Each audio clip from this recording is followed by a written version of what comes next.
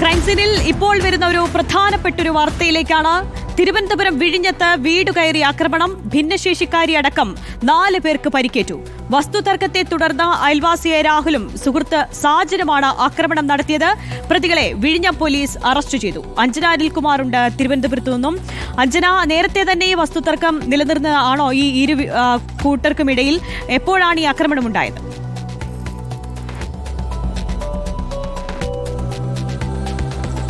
ആര്യ, തിരുവനന്തപുരം വിഴിഞ്ഞത്താണ് ഈ സംഭവം നടക്കുന്നത്. ഈ വസ്തുതർക്കം, അയൽവാസികൾ തമ്മിൽ ഒരു വസ്തുതർക്കം നിലനിൽക്കുന്നുണ്ടായിരുന്നു. ഇതാണ് ഇവർ തമ്മിലുള്ള വൈരാഗ്യത്തിന് അടിസ്ഥാനമെന്നാണ് നമ്മൾ മനസ്സിലാക്കുന്നത്.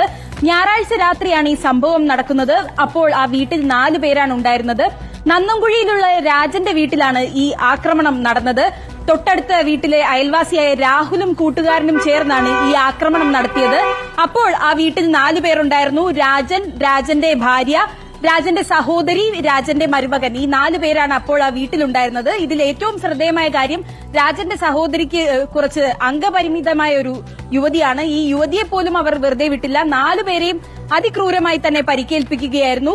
രാജനെ ഹെൽമറ്റ് ഉപയോഗിച്ച് തലയ്ക്കടിക്കുകയും ഭാര്യയെ ഇരുമ്പ് കഷ്ണം ഉപയോഗിച്ച് മുഖത്തടിക്കുകയും അടക്കം 4 പേർക്കും തന്നെ സാരമായി പരിക്കേറ്റിട്ടുണ്ട്. ഇവർ 4 പേരും തിരുവനന്തപുരം ചികിത്സയിലുമാണ്. വീട് കയറി ആക്രമണം നടത്തിയത്. അഞ്ജന അനിൽകുമാറാണ് വിശദാംശങ്ങൾ നൽകിയത്.